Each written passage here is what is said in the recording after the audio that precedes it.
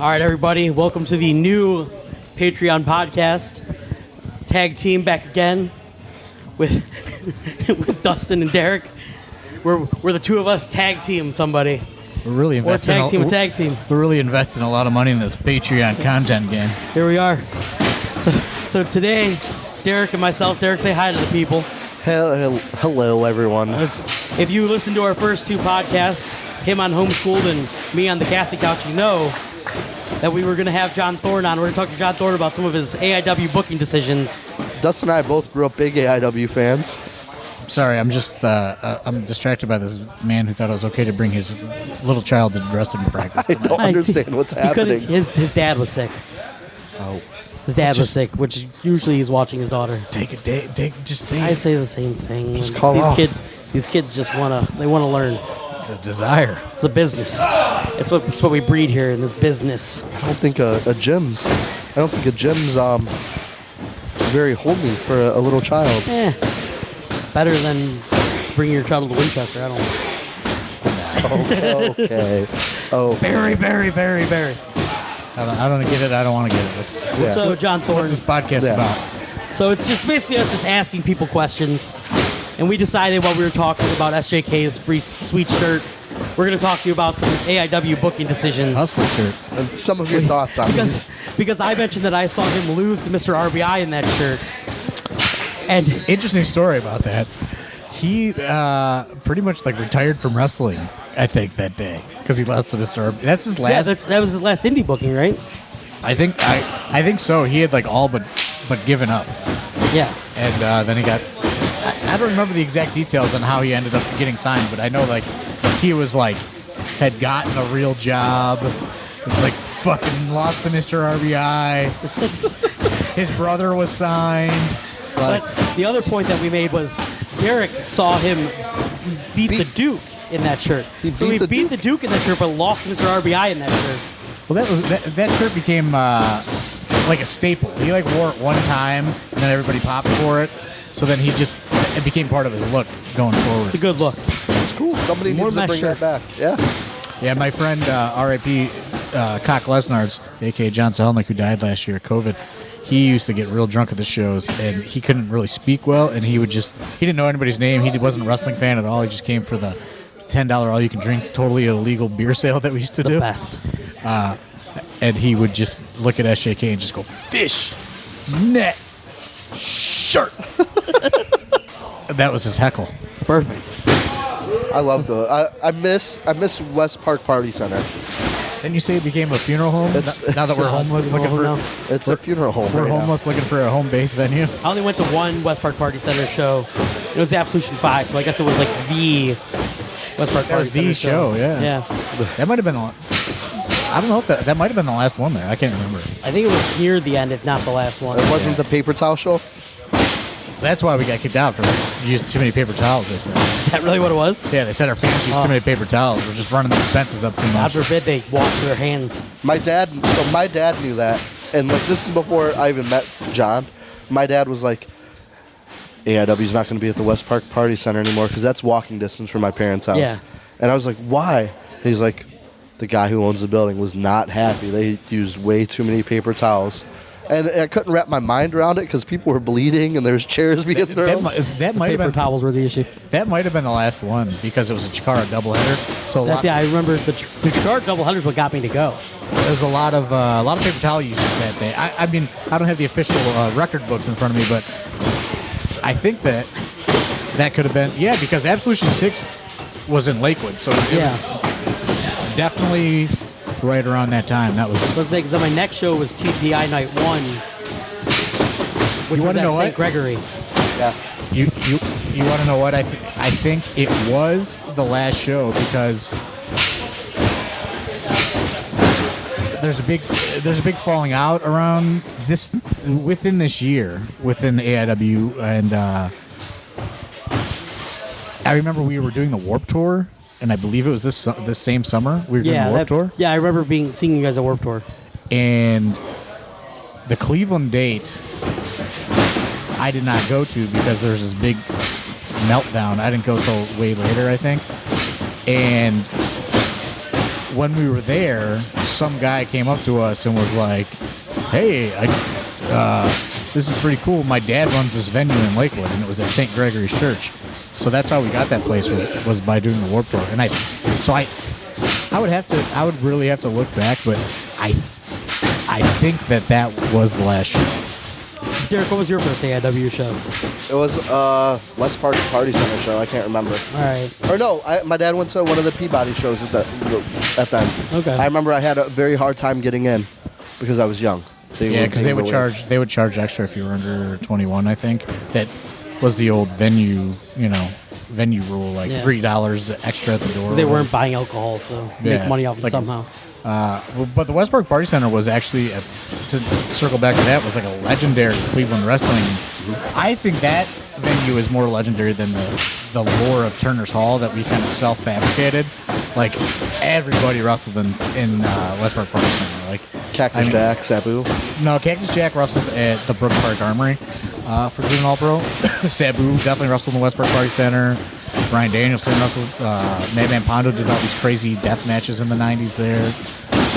The first time I ever saw Reverse Rana, I swear to God, it was at the West Park Party Center. Colt Cabana did it to CM Punk. Or CM Punk did it to Colt Cabana. Just weird things that I remember, but legendary Cleveland wrestling venue. I'm very sad. The chandeliers, they're gone. They're completely gone. They took them out of the building? Yeah, it makes setting the ring up a lot easier.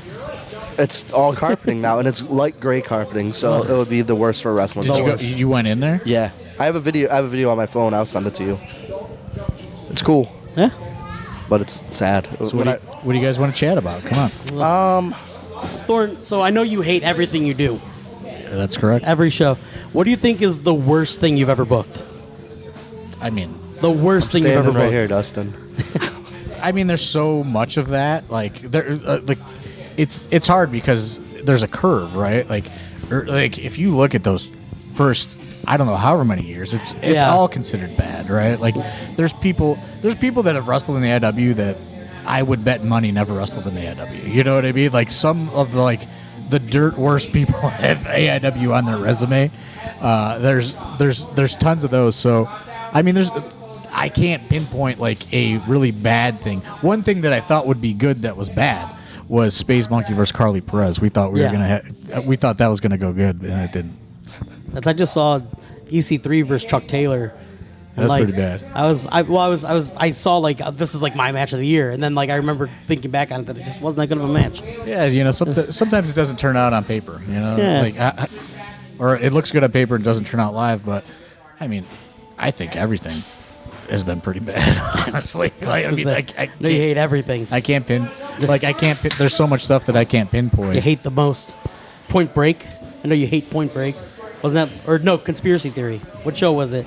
It's one of those shows around that same time. Like that's the worst AIW show of all time.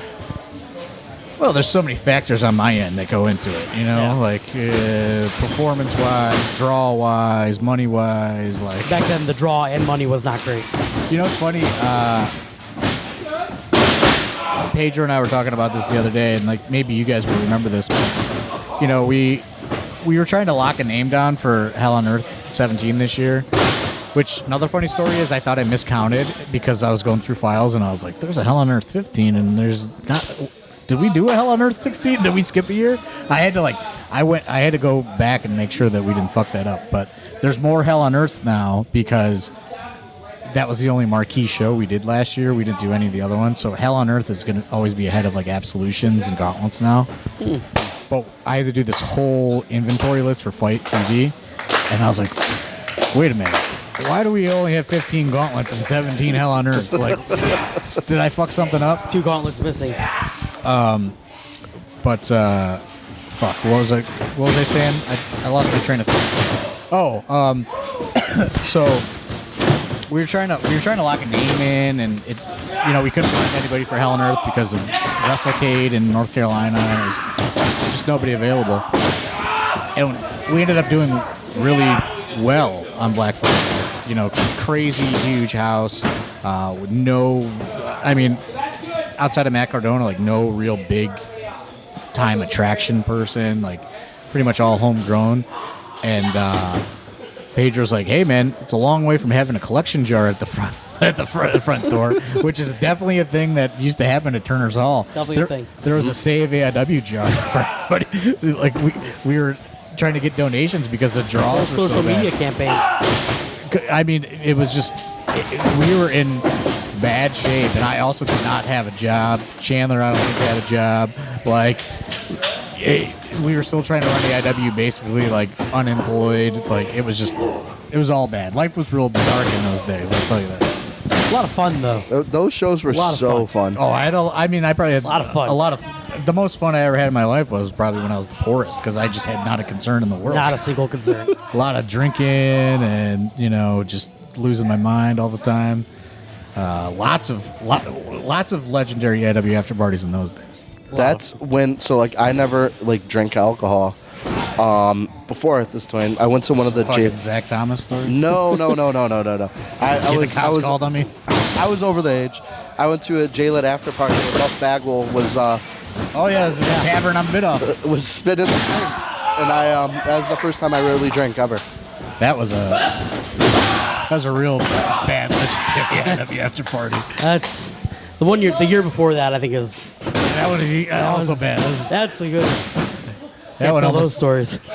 Yeah. Ugh. The year. Yeah, There would be no AIW probably these days. But yeah, I don't know. I can't pinpoint anything like totally bad. I mean, who's the worst person you've ever booked?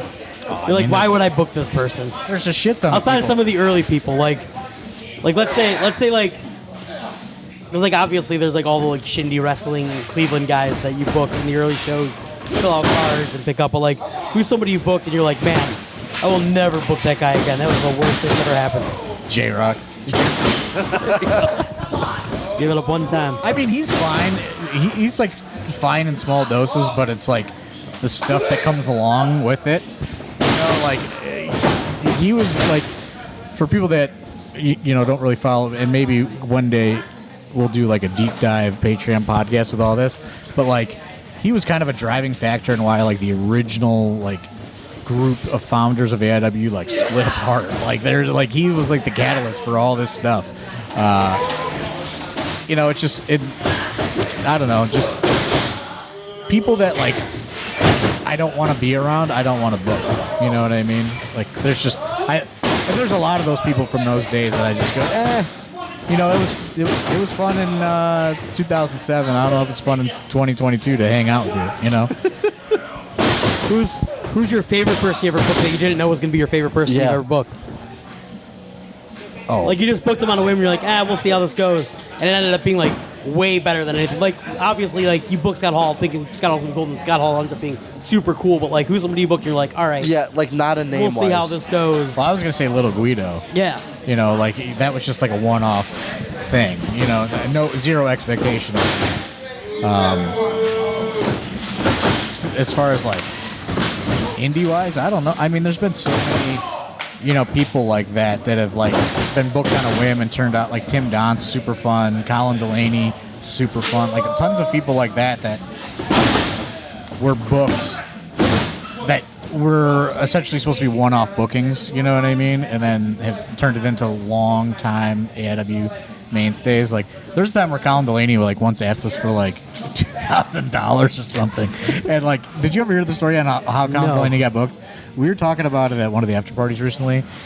Dalton Castle, who we aren't sure that was even a trained wrestler at the time, and Colin Delaney has a brother named Ed Delaney. I got drunk with them at King of Trios one year because we had a gimmick table. It might have been the year that Gargano and Foot and Linden were in there.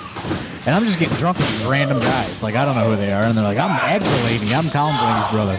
And the other guy ended up becoming Dalton Castle, but he was nothing at that time. And they negotiate this deal to do this show, which there's actually no hard footage from the show, I don't think, because it did so bad. This is the show where the guy was Michigan gambling. show? No, that's another one. but this was in Sandusky where the guy was playing online poker to pay us. It was a bought Oh show. yeah, downstairs. Oh, no. Yeah, I It was, remember. it was a bought show.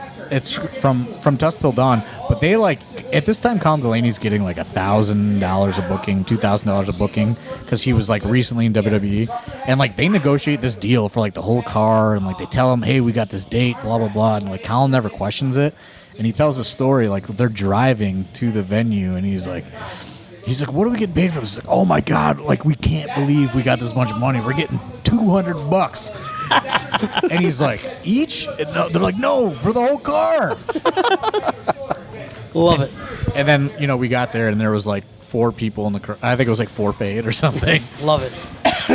And we eventually got paid by the guy, and then we produced what was known as the Olsen Twins shoot interview, and then we made copies of that for Colin, and that was like our compensation for him. Is like, here is X amount of money worth of merch that you can sell, and that's how we smoothed it over Colin Delaney. I'm sure him and Jimmy Jam made millions off of that. Probably at least a couple $100. Couple hundred. For sure. Probably at least a couple $100. Would Ethan Page fall into that same category? 'Cause wasn't he just a tag along at first? Yeah, he was a driver for Jennifer Blake, who did not have a ride to one of the Girls' Night Out shows, and sent us a message like the day before, and was like, "Hey, will you book this guy if he drives me?" And it just so happened like that day before, like that day, there was like an Evolve or a Dragon Gate in like Toronto, and like Gabe had ended up telling Ethan Page virtually he was like never gonna amount to anything, so like he had all but retired. And then Jennifer Blake's like, hey, can you drive me to this show? And he's like, yeah, okay, sure.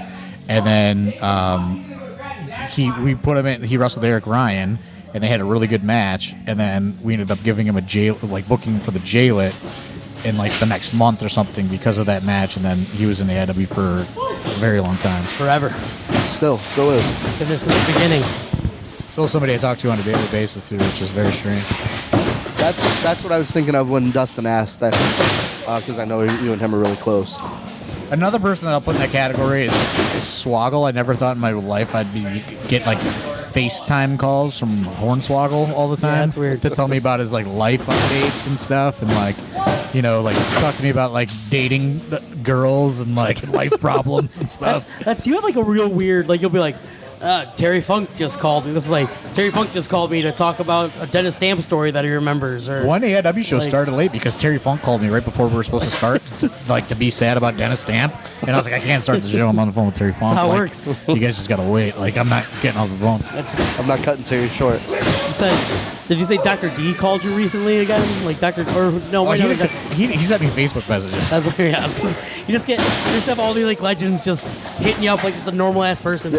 Doug Gilbert went on a big run and calling me a lot. Love it. Didn't Damien666 send you just like viral videos on Facebook? No, he always says he always DMs me and says, John666, love to come to Cleveland. I'm sure he would. His son's been texting me a lot too. I just act like I changed my number. I don't respond. Not bringing back the family, huh? Nah, not the La family. Familia. One of my favorite factions, I want your thoughts on it, was the Jack of Love. How did that come about? Or was that a Biggins thing? I think it was just like one of those things that's just like born out of like we weren't really like booking things per se. It was just like this guy would come, this guy would come, this guy would come, and then like it just kind of maybe they did like something was said or something, and we just say, oh, you guys are the Jack of Love. You know what I mean? Like I don't really totally remember how that all came about, but I do remember that like one of their tag-alongs just re-added me on Facebook recently. Brian Skyline, Michigan legend, just sent me a Facebook message. So he must see that the car from Michigan's been traveling out again sometimes. It's coming to hang out. It's coming through. I was really curious about that because for a period they were a little bit hot there. They had a little thing going on. And it was just a way to like get people that we liked on the show, like Chest Flexor and different things that, like sometimes it's hard to like put like wrestler A versus wrestler B, like because you like them, but like the fans aren't necessarily like invested in them. You know what I mean? So you got to kind of like create something to hide them in. So like you can almost like do like developmental like and condition them, like condition the crowd to like know who they are, and then like it's probably nothing for business wise, but at the time then Chest Fletcher goes on and he has like a really great match with Johnny Gargano at St. Gregory's Hall a few years later. Became like one of the hottest heels in the company for a brief moment, and it doesn't always go that way, but and I really look back at those times and I go, man, like imagine if like we weren't so like we had jobs, so like we weren't so scared we weren't going to be able to pay people, and we could have like, no disrespect to any of the people that were on the shows at that time, but like I just look at how it operates now and I just go, man, like if I only knew, like getting a stability in my life would have like helped the company grow as well. Not just that, booking people who are going to bring people in, not just because you like to hang out with them. Well, which I will always say, like people will be like, oh, I just don't get AIW. How do people get in? I was like, if John Thorne likes you can get into AIW. Like, yes and no. Like there's plenty of people that I like that I won't necessarily book. Yeah. But especially now, like the whole business of it has changed because of this too. Like now it's virtually impossible to get in as an outsider. With you hear it in the background here, like there's so many people. There's so many people here in just training right now that haven't even debuted. So it's like right now we have just like this endless pipeline to create people to fill spots. To where before it was a little different that was more really like a Biggins thing. Like if Biggins liked you, like you were getting on the show. There was a lot of people like that maybe shouldn't have ever got shots in AIW, but like Biggins fucking buried somebody to Biggins, and Biggins loved him forever. He does love when you bury people. I mean, a lot of that had to do with a lot of people getting shots at different times. It's just hanging out with Biggins or ripping on people or burying people, and just having fun. Like we used to like go to Denny's after shows, and it'd just be called like talking shit at Denny's. That was the best. Just. That's where I was introduced to John Thorne and Chandler Biggins at Denny's. I don't think I've been to a Denny's since Chandler Biggins passed away. It'd probably be real rough for you. Well, he was a little mad when we really started rolling in the official after party era. He was not about it. He wanted to go to Denny's and fucking talk shit and like sit there till 4 o'clock in the morning. But Scarecrow, just all kinds of shit, and like he wasn't really about like. When we were going to the Mahals and stuff. Yeah, I only went to a couple of the Denny's sessions, but they were sweet. The one I went, Kevin Steen was there, and Steen just bought everyone's meal. That was after a house show. Yeah. That was at a house show. He did that in secret. And that's the first time I met John Thorne and Chandler Biggins, like, officially. I went with Adam Laporta to Denny's. It was might have been after Hell on Earth, where Eric bled. What was that, 15? 8. Or 5? 8. That's after Hell on Earth 8. Because that was when Necro Butcher was in Scarecrow. Oh, and yeah. See, I wasn't following what you said, Scarecrow. Scarecrow, yeah. Necro Butcher was in with the Scarecrow. And I just remember Biggins just cracking me up, and then I just kept going with him. Me and him kept going back and forth. He's like, I love this guy. Where'd this guy come from? Man. I remember you came to a party at my parents' house, and we shaved a mohawk into your head. Shaved a mohawk in my head. Like right in the middle of the party. Was this one of the July 4th parties? Yeah, July 3rd. July 3rd. Yeah, so I don't know if we're establishing too much old AIW talk here, but sorry, we're just talking. Just talking. The scare. Were you at the show when the Necro Butcher decided he was going to announce the launching of his new wrestling promotion, and he came to AIW in a limo in a suit and purchased tickets, and he was sitting in the front row to like.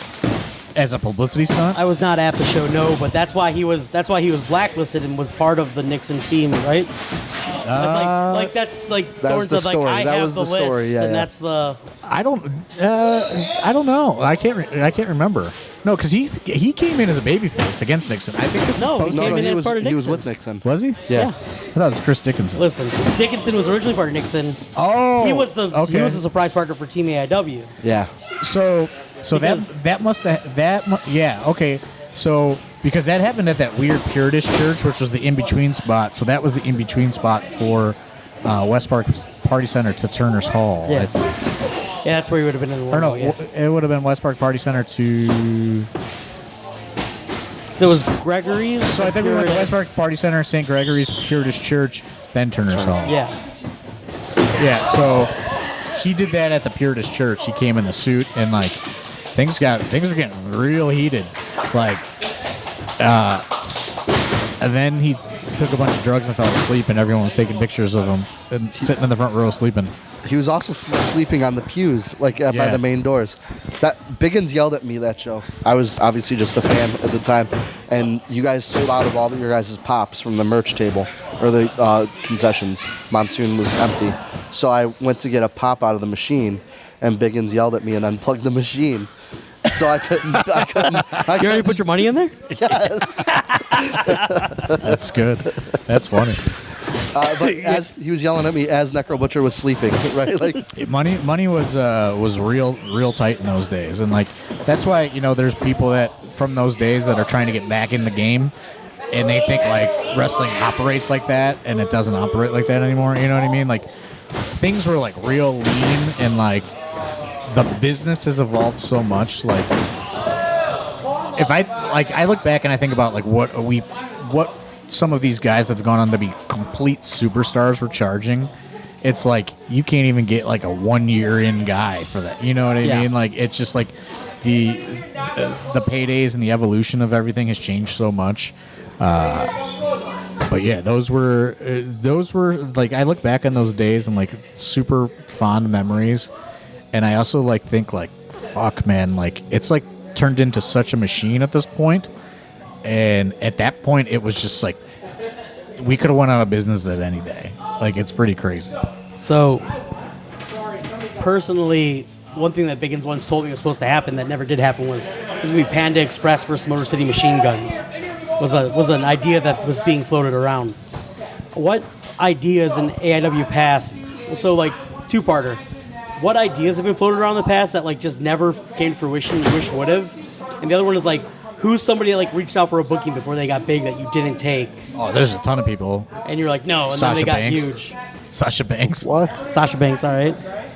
There's like DMs on the AIW Twitter from like I don't know how many years ago when she was like an indie person. That's like the big one. But there's been tons of people that have like reached out over the years that I've like blown off. Like Swerve Strickland used to message me nonstop in like I don't know, like 2013 or something, like 2012. Hot CZW run. Even before that, I think. When he was in Rockstar, probably. I don't even know if Rockstar existed then. There's been tons of people like I just ignore people. You never know who's going to become anything. You know what I mean? And like some people I think take it personally, which is fine. I won't say a name, but I remember like being at the hotel after like a WWE show, like hanging out with people, and somebody was like real shitty with me about not booking them, and like really took it personally. And they're like, "Oh yeah, thanks for booking me, man." And like it was really awkward and uncomfortable because I'm also there with people that I had booked. You know what I mean? All the people who are higher up on the card. Oh, that yeah, for sure. But like it was that was pretty uncomfortable. See, I'm really bad at remembering things that were supposed to happen that didn't happen because they kind of like leave my brain. We tried to get the Motor City Machine Guns like tons of different times though, like, and it just never it never happened. Like we would have Shelly and then we would have Sabin, but we would never have them together. And then we'd like talk to them about together, and then like the fee would change. You know what I mean? It was. Yeah, I always remember like it was gonna be Motor City Machine Guns versus the Weird World, which was That just almost the for weirdest real thing that almost happened. That's a real thing, and then it turned out to be that's Swoggle's first independent match that's getting released. It's him and Myers, but that was supposed to be a thing because we did a thing where I believe like Shelly lost to Gargano and like Yeah. had to leave AIW, and then they were going to come in under hoods, and they were going to beat the Weird World. Yeah, they were going to wrestle the Weird World, and then I think they were going to wrestle Johnny and Candice on the night show of night 2 and like reveal themselves as the Motor City Machine Guns. What could have been? There's tons of shit like that has like almost happened that didn't happen. Jarrett was originally, or the year before Jarrett was at Gauntlet. Biggins told me that you were going to bring him in as a surprise entrant, like not even announce him and just have him be a surprise entrant in the Gauntlet. We did have like a weird meeting with him. I don't know what the time frame is, but we did go have and like we had a weird meeting with him when Global Force was announced. He was like doing like an announcements thing at the Lake County Captains. It wasn't when they had the show. Like he was just out there to like do like a promotional thing. We had like a weird meeting with him, trying to get him for that. There's been like tons of shit that we've tried over the years. Like sometimes it goes, sometimes it doesn't. Like Terry Funk, like we tried like a shit ton of times. And then one day, like he called me like after we had already moved on from an idea, and he was just like, yeah, that October whatever day, and I was like, yeah. He's like, I'd love to do it, and I'm like, fuck, okay, let's do it. Right. And like we had already like booked the show already. Doesn't matter what you booked at that point. And like it was an expensive budget, I remember, like for the time period, and I was just like, okay, let's do it, you know. And this is like we didn't even know how to do meet and greets or anything. Like we didn't I don't even think we charged, you know. Like he just got his booking fee, and then like we didn't know like that's how it goes with these big ticket guys. It's like you just pay them their fee, and then like you make it back, you know. And like I don't think we learned that until we booked Scott Hall, which was like soon after that. Yeah, it wasn't long after. And he was like, yeah, and you keep it all. And then like we charged like really low, and he was like pretty offended. He was like, dude, I get fucking $50 all day. And we're like, yeah, we're just gonna do it for 10 though. And he's like, what? And we were like, well, we want everybody to be able to meet you. Like we're looking at it from like you're fan looking marketing, at it from AIW standpoint, not like making money standpoint. I mean, I even think like now, like I can't believe that we're able to charge what we do for tickets, because like I never pay for anything. Like that's just how I am, and like I could never imagine like somebody paying more than like $7 for AIW, because that's what it was when it started. So like in my mind, that's like where it's always at. So like I remember when we did like WrestleMania weekend, and we had to charge like a lot more money. Yeah. And like people paid it, and then coming out of COVID, like we didn't want I didn't want to raise prices, but like all the talent has raised prices. Like all of the flights have raised prices. Like the hotels is like what's really crazy is like how much a hotel costs now. But that stuff like that blows my mind, because like I said, me and Pedro look back to there used to be a collection jar at its fucking front door. What else you got? What do you got, Derek? What is your? I mean, we've already established you hate everything, but what is the thing that you hate the least? So, what's your favorite thing you've done?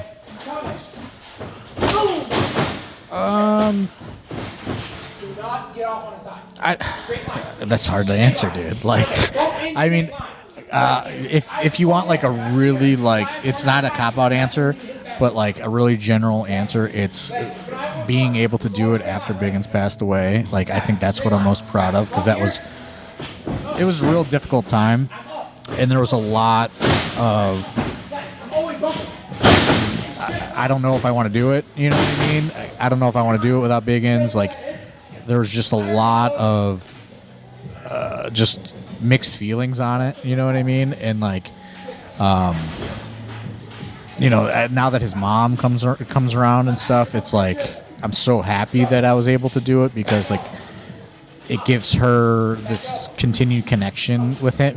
Like, so I think like that's what I'm most proud of, because there was like a time where I was just like, all right, well, fuck it, that's it, because like even before he passed away, like those Mount Carmel shows were obviously doing better than the Hall shows, but like, there was still like a lot of like stuff that wasn't going well, and like I'm living on my own and trying to make ends meet, and like I'm worried that I'm gonna have to like miss my rent because of the budgets, and like things were getting like tense, and that's why he was taking out these loans and stuff, and like from PayPal, and like which some of that I knew about, I just didn't know to what extent, and like we would get these loans and we would be like, all right, we're booking fucking like all these names, and like I'm thinking that we were recouping it, and we weren't necessarily recouping it all. And like there were some like times where it was like, hey, we're fucked, and I'm like, dude, we have to stop, like we have to stop. Like I have I'm like I have like a full-time job now, so like, and I have like rent that's due and shit, and it's just like I'm barely making it with this job, and like I don't know, you know what I mean? Like I don't know, like at this point, I'm like 30 years old or something, and I'm like, I don't know, dude. You know what I mean? Like I don't know if I can do this forever, like, and I know that you've probably talked about this on, some of the podcasts that you guys did today, but like, you got girlfriends that are going like, hey, like, where's the, like, are you going to do this forever? Like, why do I got to kick it on, you know what I mean? Like, do I have to keep kicking it on the rent because you're doing this, like, wrestling hobby, you know what I mean? Like, a lot of, like, just a lot of stress on the personal life, right? Girlfriends hate wrestling. Absolutely hate it. Absolutely hate it. And, like, it was tough. And to be able to wrangle everything in, like, after he passed away, and like get it on track, and like establish the systems that are in place now, and like empower more people, that have come out of the school with more responsibilities, and like help it grow and help it become this machine that it is. Like I'll say, like, I cherish the years, the years of me and Chandler doing it, and all the friendships and all the wild times. But I'm most proud of the years after he's passed away, because like it made me realize that I can do it, and I can figure it out. And when we see Patty there, and she's so happy, and she's meeting people, and like stuff like that, like I don't know if that's just me getting old or what, but like stuff like that, like I think matters the most now, based on like the legacy of AIW. It's like now, like I can't stop it, because like this keeps her going, you know what I mean? And this like brings her some sort of closure. And like, Chandler's brother comes a lot of times now, who at times didn't come for a long time. Did you know that he was actually 50% owner? Chandler had a will, and AIW went to him, and he signed it over. I did know that. Yeah, he signed it over. Like we had to have like, I mean, if he wanted it to stay in, he was going to stay in, and we had to like have all this stuff with like lawyers and stuff, because he said like, I think it was like too tough for him, you know what I mean, at the time to like think about it. But like, seeing him come around again sometimes and stuff like that, like, I'm not like the most, outward, like affectionate person or whatever, sentimental, but like stuff like that, like I think of like really, that's really what AIW is at the end of the day. I think that's like really the definition of, even in the Chandler era, it was always this like tight-knit group of people. And now it's grown, but now it's grown and it has purpose, and like it's, to continue his legacy, and like let his family come and enjoy what, they didn't necessarily get to experience when he was alive. Like stuff like that was like, I know it sounds like cheesy or whatever, but like stuff like that, like when I think about all like the just fucking bad shit that's come with AIW over the years, like that stuff makes it a little bit easier, you know what I mean? And clears the conscience a little bit, I guess. For sure, that makes sense. Yeah. I mean, if like being inside now and being on the outside looking at it, like AIW means a lot to a lot of different people. And like Some things, some people it means a lot to because they're not in it, so they hate it a lot. They hate it. I mean, just recently you sent me a message, and then like I sent you back a sentimental message. Like AIW for me means a lot because like my dad, like me and my dad got real close by coming to all the shows. And like for my dad being able to watch me wrestle is so sweet. And like I know that's the same for like Josh Bishop and his family, Wes Barkley and his family, Dom and his mom and dad.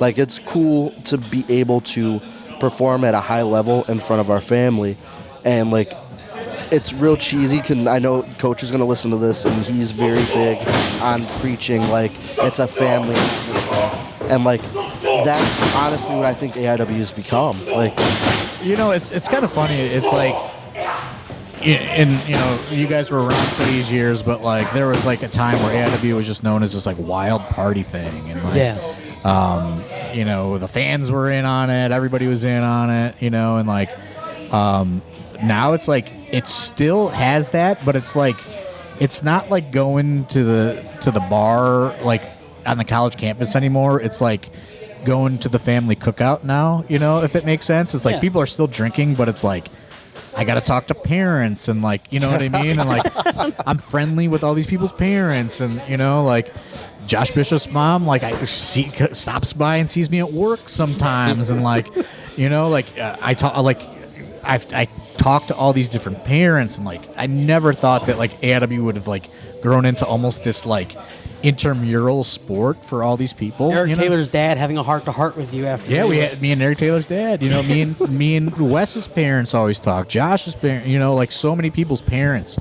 There's been a couple parents that have been bad interactions. You know, like get called on. There's been all kinds of, you know, but like it's a very strange evolution, I think, of the company. But like, you know, back in the day, like that shit was frowned upon, right? Like, oh, fucking your mom's coming to watch you wrestle, dude. Like, cool. You know, like the days when like I'm breaking into wrestling, like you're fucking people are coming to see you. You're a fucking ticket seller. You know, like, well, isn't that the fucking point, dude? Yeah, like to we're sell making money. tickets, like. Isn't that the point? Is to sell tickets so there's money? Like, oh, these fucking guys are just ticket sellers. Like, I always had that label of like, oh, this guy fucking, he's a ticket seller. Well, fucking, all your friends would come and they'd make them money. Right. Like, how do you think your fucking envelope's getting paid, pal? Like, because fucking I sold 50 tickets, you know, to my friends who don't fucking like wrestling. You know, like that. It was such like a frowned upon thing in those early days. It's like, you know, I know Josh Prohibition has talked about it before, like, you know, in that era when you're breaking in, there's just all these old fucking mean-looking guys, and, like, not one fucking person's there to see any of them, you know what I mean? Especially the local fucking versions of them. And they didn't sell no fucking tickets, you know, they're just, I'm a fucking pro wrestler, dude. I'm a fucking pro wrestler. And it's like, these fucking 18-year-old kids are fucking ticket sellers. You know, it's just like, well, no fucking shit. Like, I became a wrestler because I wanted people to see it, you know? Like, I don't want to wrestle in this fucking Belinda's fucking nightclub or wherever the fuck, you know, like, to fucking say I'm a pro wrestler. Like, I want people to fucking see it. Like, especially in those days, there's no fucking tapes or DVDs. Did you ever wrestle in the Kmart parking lot? Fuck no. I did wrestle fucking Gmo one time, and he didn't know what a hot tag was, though. On the theater. That's why the theater opinions. They don't know what a hot tag is. I was Gmo and somebody else. It was like a fucking B show. CWA used to run Turner's Hall. You could just like show up and get booked. Oh, so you didn't even get Psycho Mike? No, they were like on the outs at that point. I did get this is like kind of a famous story from those days. It's like it was like a CWA show or something like that, and like me and Bacons are there with like an 18-year-old Johnny Gargano, and like we like manage him, and I was like fucking doing fucking drinks, you know, just like Catholic good boy Johnny Gargano, 18 years old, has no idea what's going on, and like we're fucking, he's a heel and we're being heels, and I'm like, you know, yelling at some girl or whatever, and I go to leave, and like a guy that's on the show punches me in the face in the parking lot because I was fucking mean to his daughter. And like we get in this big melee, And Super Oprah, this is how we become friends with Super Oprah. Super Oprah comes to my defense because I'm getting in this fight with all these old fucking guys. And then this guy that had the Exorcist tattooed on the back of his head, he's like, I'm going to fucking get a gun. I'm putting in all this shit. And like, I later found out that he was like some kind of like arms dealer or something. So he really, So he had a gun. he really, So, all right. but yeah, back in those days, it was a lot different. You know what I mean? Like, you're a fucking ticket seller. You know, like you were supposed to be a pro wrestler, and that's all bullshit. You know, like people want to perform in front of the most people that they possibly can. Like, and especially now, like just mentalities have changed, right? Like, you know, like if you're like a kid from the early 80s, your fucking parents weren't fucking taking you to soccer practice. They didn't give a shit what you did. You know what I mean? Like now it's like parents are so supportive, and like just the mentality of people has changed, and it's like it's so great to see that evolution and like that, you know, especially like me that's lived through all that like nonsense of like you're not a fucking real wrestler, you know what I mean? Because you sold the ticket, but I got a fucking, you know, I got a belt, so I'm a wrestler, you know, like current fucking people trying to run Cleveland have that mentality, you know what I mean? Fucking comp heavy, baby. Guest list heavy. Guest list heavy. Guest list heavy. But you know, it's like like all of like the tropes that like I hated about indie wrestling is really like the shit that's the best about indie wrestling. You know, like now that like I'm a little older and I realize it from a business standpoint, like fucking 2005, I would have said fuck no to the North Canton Street Festival. Not a chance I'm doing that. One of the funnest fucking shows of the year. So much fun. You know, and other things like that. The anti-bullying thing. You know what I mean? Like, I don't think you guys were there for that. Incredibly fun. I'm you know? so sad I wasn't I there for want to that. go to the next one.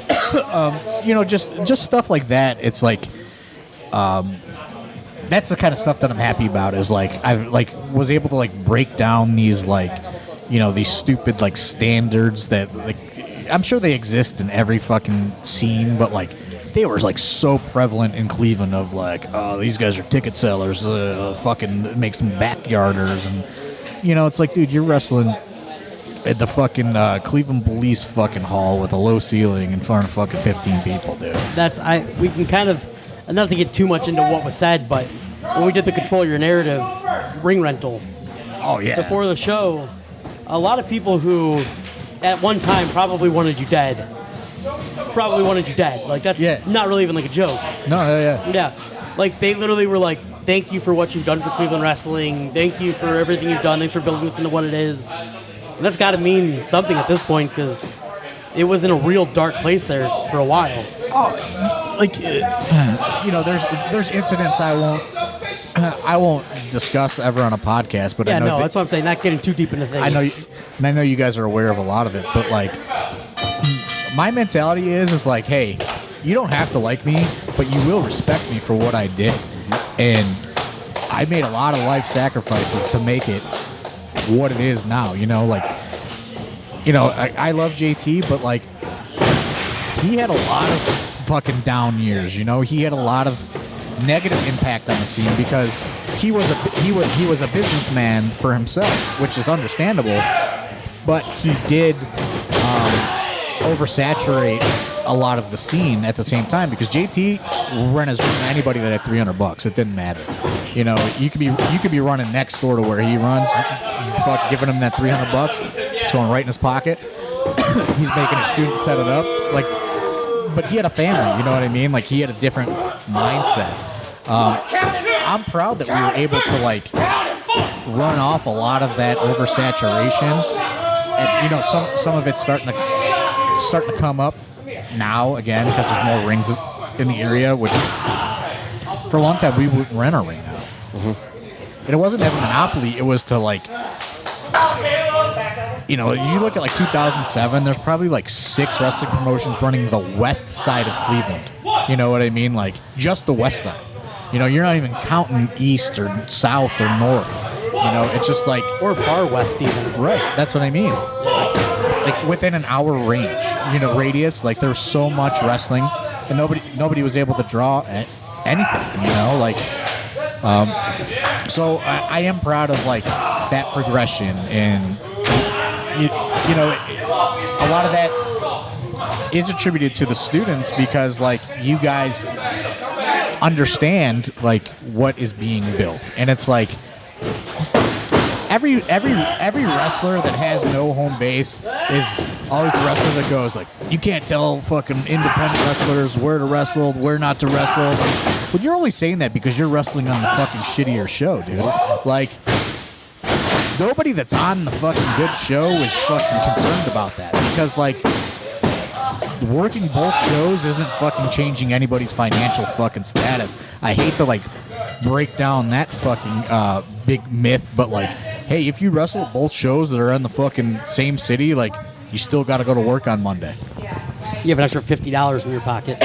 Right. Like, it's just, it's stupid. So it's like, but like, we don't tell everybody where they can and can't work, but it's like, it's pretty much implied, like, where you can and can't work because, like, we put in so much work to develop Cleveland as a wrestling destination. We're not trying to cannibalize what we've done. I've put fucking 20 years into this. You know, I'm not trying to just be like, hey, man, cool. You fucking book the same guys, I'll book the same guys. I'll charge more, you'll charge less. That sounds like a great idea. I mean, if for outsiders looking in, like, AIW is more than that. It's more than just, you know, like, it is definitely a destination for wrestlers, but it's not like, hey, I'm going to run a show in Cleveland and it's going to be successful. Like, there's a whole atmosphere around AIW to where it was, what was it, one of the top 10 things to do in Cleveland? Like, it was listed? Something like that. So, like, stuff like that is always very, like, humorous to me. My problem with, like, other indie companies running Cleveland is it is not the same atmosphere, and it can be so detrimental to gaining a future ticket sale because there is such a stereotype when it comes to wrestling, and then there's an even bigger stereotype when it comes to independent wrestling. So it's like somebody goes to one of these fucking bullshit shows and like, oh, this is fucking stupid. Like, nobody knows like AIW is different than WIA or, you know what I mean, any other fucking combination of fucking letters. They just go, oh, that's wrestling. You know what I mean? Like, there's so many venues that like will not allow wrestling because like some guy in 1999 broke something. Not just ticket holders, but venues too. Like ticket buyers. I think it's and venues, all the same. Like, you can just turn one person off by just having a bad product at the building. Yeah, I mean, it's all, it always changes, and like you have to be fluid with it, and I think that's what we've been good at. You know, like we haven't been stubborn with a lot of things, and I think that's really part of the success too. And you know, stuff like that is just, you know, what I'm proud of is just that this has become, it's not a wrestling promotion, it's a system at this point. You know, we have a whole system in place. You know, we're going through this Odeon thing right now, but like we've diversified our venue usage so much that like we could still have a pretty full schedule next year if we can't replace those Odeon dates, you know, like stuff like that, to where we were so unable to do that prior to the school. Like, the school has been so instrumental in the growth of this company. And I think that's probably, like, the biggest crowning achievement. And I think that is ultimately, like, what I hope Biggin's legacy is, like, driving the creation of the school. And, I mean, Dustin, I know that, you know, you were there in those early days. Biggin's did not miss a session. No, loved coming. And was so impactful in, like, a lot of, you know, the people that were around while he was alive. When he was alive, up until the week he went into the hospital, he never missed going to wrestling training. And I think that's like one of the things I'm most proud of, because like the school was the missing link to like everything this whole time, I think. Well said. Yeah, we'll wrap it up. Yeah, we can definitely. We'll wrap it up. Yeah. Got nothing else to me? No rapid fire? Oh, yeah, rapid fire. Yeah. We're going to rapid fire names? Yeah, Let's fire names? Let's just do wrestlers. All right. Tell us your thoughts of them. Nothing negative, obviously. Mr. RBI, Isaiah Bonds. One time, Mr. RBI, found out where I worked, and like was messaging me for $20 like nonstop. And I said I would let him borrow $20, and like he just kept coming to my work and like would send me messages like, "Hey man, I'm in the lobby of your work. You think I can borrow another 20?" And another time, Biggins got mad at him because he drove him home and he couldn't remember what his address was. No. So Biggins was going in circles. He's like, "Oh man, I can't remember." And Biggins was had I wasn't with him, but Biggins told me about it the next day. Like had a full on. I think Adam Laporta might have been in the car with him. You'll have to ask him. I'll have to ask him. But it's a legendary Biggins meltdown because Mr. RBI couldn't remember his address. It's like the Fonzie story with Dusty Rhodes. Right. Fonzie was drunk, couldn't remember where he lives. Combat Kid. While we're on the same group. I don't really have too many memories of Combat Kid. Like that's one of those guys that to go back full circle in this podcast. I go, I can't believe Combat Kid was in the AIW. You know what I mean? Like Lamont Action Williams. That's what I was going to say. Yeah. just like We're just gonna do HKW roster. I don't know. I hear he's doing well. He's probably one of those people that wants me dead. He runs like Texas independent wrestling now. I mean, definitely hates me. I'm sure but he sends messages to try to get in the JLIT every year, and I just don't open them.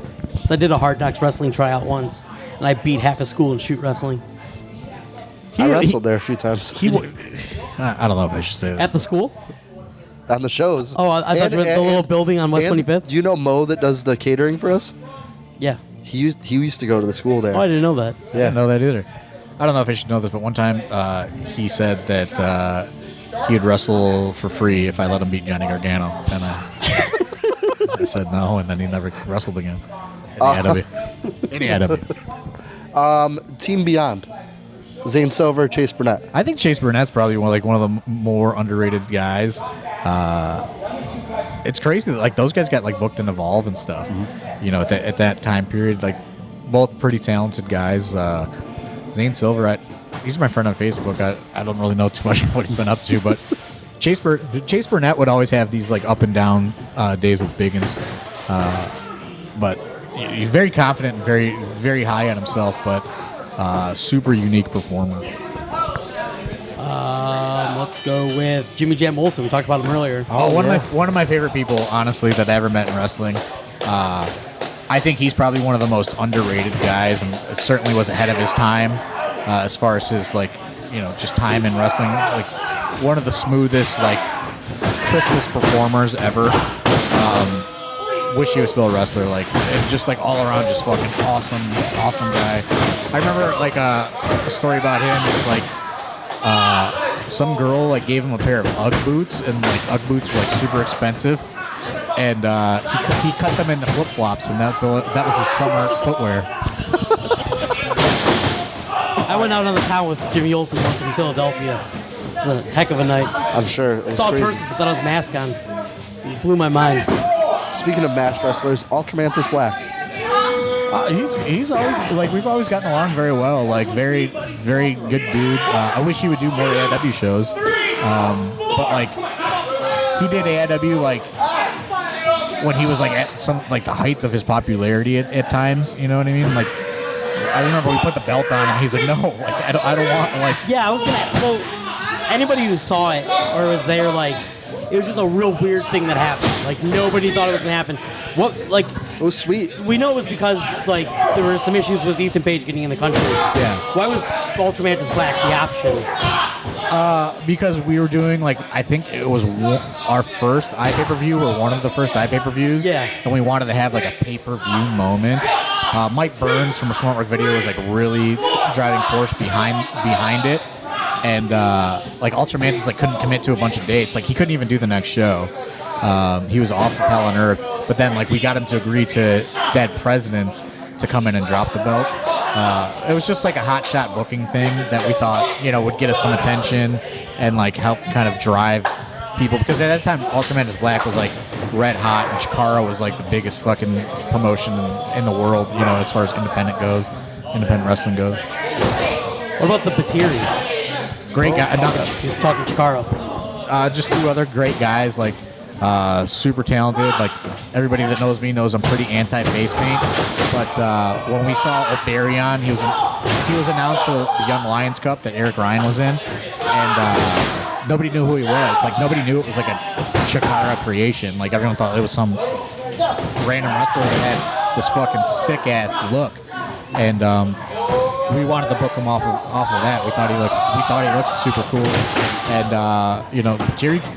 Jerry had a nice run in the AIW there for a while, like a year or two, I think.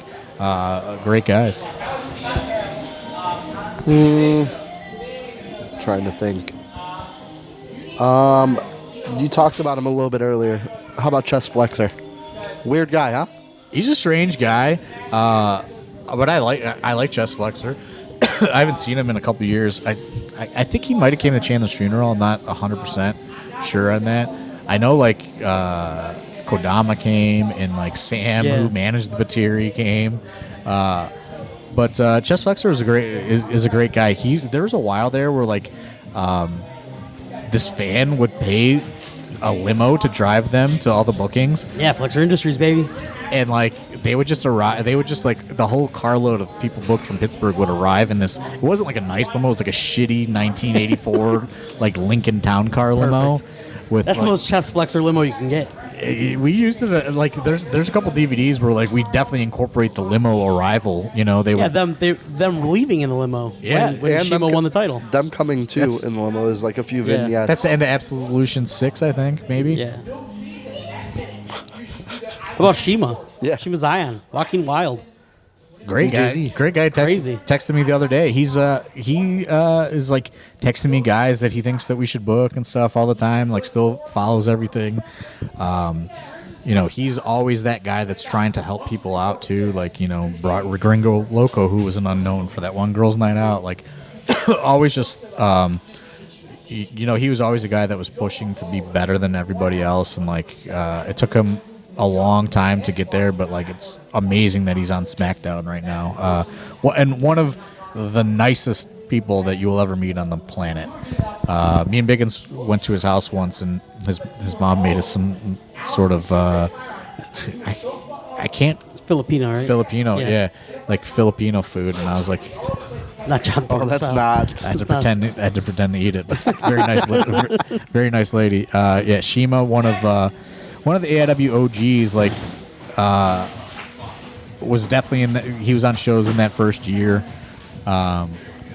Still stay in contact with him to this day. Just a real great guy. I have two here. Since we're already hitting that carload of guys, how about Michael Facade and Bomber. Jason Gorey? The Bomber. I like Facade. I mean, I had to stop booking him because of like just the shitty tweet that he made. But like, I have a soft spot for Facade. I mean, he's been around forever. Like, super unique offense. Like when it hits, there's nobody better. You know what I mean? Like he can do some crazy stuff. Jason Gorey. He was another guy from that time period that was super talented. That I don't know what happened. You know what I mean? Like he just never like broke loose. And I don't know if it's from not reinventing himself or whatever. But he's on those like early AIW shows, and like for that time period, he was like better. Like him and Shima were better than most any locals you could find anywhere. Between Pittsburgh and the Cleveland or anywhere in Ohio area. They were super talented guys. I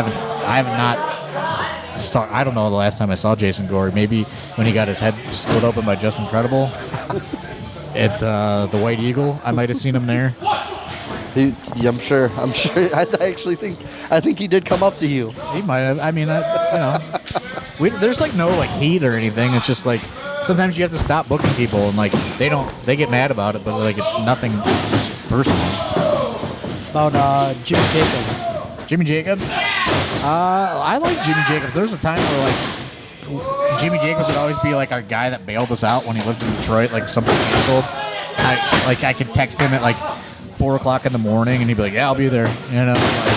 That's sick. I haven't talked to him in a long time, but like he's one of those guys that was like a indie wrestler's wrestler. You know what I mean? Like I said, drop everything, get to the show, like kill it, like put everything into it. But like he's like gotten like I think he's like the head writer at Impact now or something. We booked him the one time after he got fired from WWE. I think he wrestled Janela. He like fucked his knee up a little bit, and I haven't really talked to him since. But he did buy Samurai De Soul's debt the one time when he was in WWE. We saw him at Shimmer, and there it is behind the paywall. Who bought the debt? Yeah, it was Jimmy Jacobs. Biggins was telling him the story, and Bought Manny's debt. Yeah, he bought Manny's debt. I have an old AIW name, Patrick Hayes. Just fucking. Comeback. Just like, why do we book that guy? I couldn't even look at Thorne when I said it. Just the guy, just like a guy that like is just a total fuck up. HKW roster. Just a total fuck up who was like, he's the guy that was like probably good for that year's standards and never evolved, but like still thinks he's as good as everybody else still in 2022. Yeah, not crazy about him. All right, that's The last time I saw him was at a UXWA show, and he was blackout drunk, and he wasn't booked, and he was just running spots with Rex Brody in the hallway. They just showed up drunk, and I think we're upset that they weren't booked, so they just started chain wrestling in the hallway of this UXWA show, and it was like, I was like, this is like the most unfortunate thing I've ever seen, and I left. All I can think of now are like newer names. Huh? All I can think of now are like newer names. Trying to think of some older names. Tommy Mercer. Tommy Mercer's a good one. Great. I mean, I understand people probably hate him.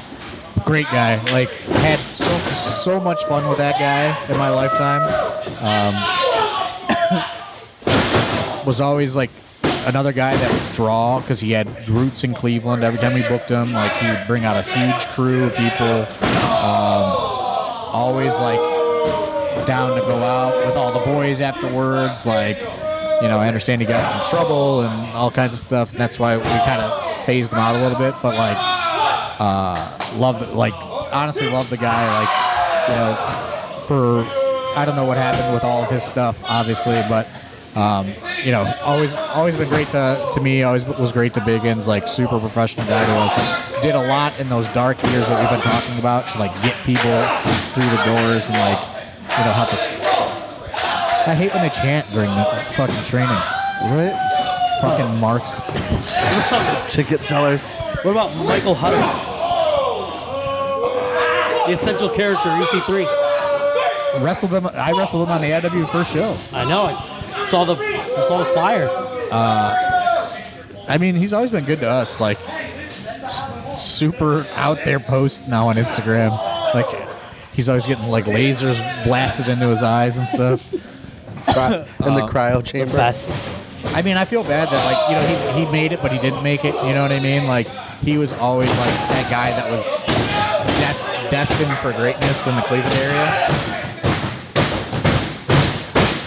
Training is going outrageous right now. Like, clearly we're doing a podcast. Fucking Tyson Riggs pounding on the mat. Getting real excited. Who else you got? Tyson Riggs. Fucking Mark. He's fucking clapping over there right now. I mean, I don't really know him that well. I think he's just like terrified to speak to me. Like, I think that sounds about right. I think he said 5 words to me in like the last 2 years he's been coming to training. Checks out. He definitely hasn't come up to you today to shake your hand. Oh, never. Didn't say hi. No. How many of these kids said hi to you today? Oh boy. Hey, everybody! No. Come on, everybody! Raise your hand if you said hi to Thorne today. They're taking a poll. You're all liars. There's no way. Did you shake his hand? They're taking a poll on the podcast. Who shook his hand? Who That shook guy his did. hand? That guy did. Yeah, he did. Charles did. Ethan was babysitting. Kobe did. Ethan was babysitting. All right. That's real depressing. That's terrible. 4 people out of 17. Yeah. I get no respect in this fucking place. I Everyone said thinks hi to Dom's him. the fucking boss. Other fucking Mark. Burying him. We burying. We burying him. Fucking burial ground. Fucking top 10 tag team wrestler in the world. Give me a break. Dude. Claim didn't even make top 10. Yeah, they claimed. Come Claimed it to on. be top 10. Speaking of Allison Kay, Marty Bell. Great. I mean, great early additions to those fucking early AIW shows, like pillars to the fucking Girls Night Out brand. Allison Kay was like so fucking clutch for us in those years when we were establishing, the women's division. Really just like developed out of like obscurity to like, she became one of like the more elite attractions in all of women's wrestling. I was just talking to her this week, actually. I remember her and Mia Yim. Their feud was huge in AIW. With the machete? Yeah, with the machete. They did that cage match where Pedro painted the cage pink, and Allison Kay did the fucking armbar hung over the top of the cage. That was like a legit like fucking 15 feet in the air with like, and like we have all Connected these people, to nothing. connected to nothing, and like we have all these people out there like hoping to catch her. Like, yeah, they're. I mean, I just don't see people as much anymore because I don't really go to other shows or anything. But both have been great.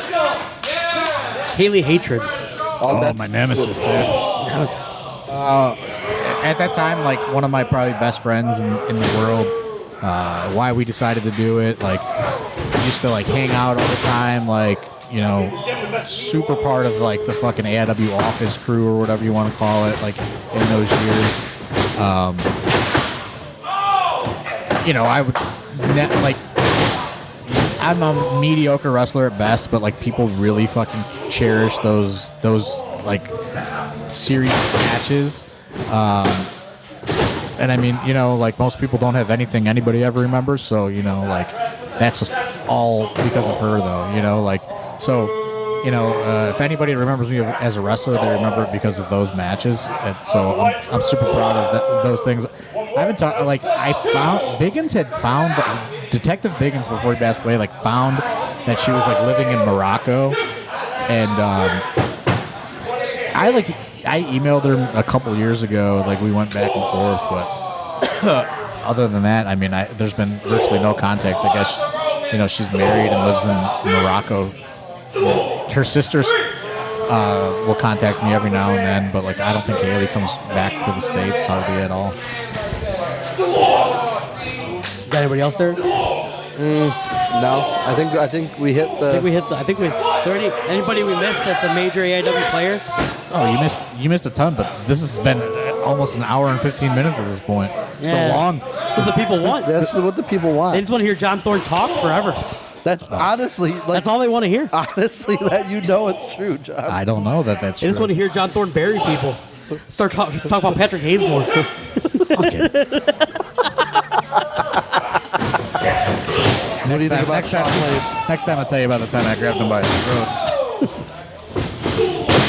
It's a very infamous night in the Nick Sanka whooped his ass before too. Checks out. I didn't know The that. Sanka kids are wild. Yeah, you'll have to, next time you see Nick Sanka, you have to ask about how he beat up Patrick Hayes in the Taco Bell drive-thru. I'm gonna message him. He got out of the car and pulled Patrick. He was in Biggins' car. He got out of Biggins' car, pulled Patrick Hayes out of the car behind him, whooped his ass. He was like 17 years old too. I love the Sankas. I see their youngest brother at concerts all the time. Joey. Yeah, I don't know his first name. I just know him as the little Sanka. Joey Sanka. Nick is total dad. Now, he doesn't know how to social media good, I feel. He just comments on my stories on Instagram, and he just says, dog. Dog. Yeah, I think we hit everyone so far. We can do a part 2 We sometime. could do a part 2. We could do. I'd love to do like an AIW roundtable where it's just a bunch of people who've been at AIW for a long Yes. time. Me, you, we're the host, Yeah, obviously. me, you, John, Thorne, Duke, I feel like Pedro maybe Pedro could would be good. Yeah, Wadsworth Pedro. would be good. Wadsworth. Bring in like Laporta. I feel like Laporta would have like a good. be. He had doesn't so remember. many. He does not remember. That dude anything. remembers the dumbest shit. I'm telling you, he's. Yeah, there's like a lot of just crazy times, especially in like those like middle era years. There used to be like swingers that came to AIW and stuff, and like this guy would try to offer his wife up to people Love it. behind a dumpster. I love it. Just The best. crazy stuff.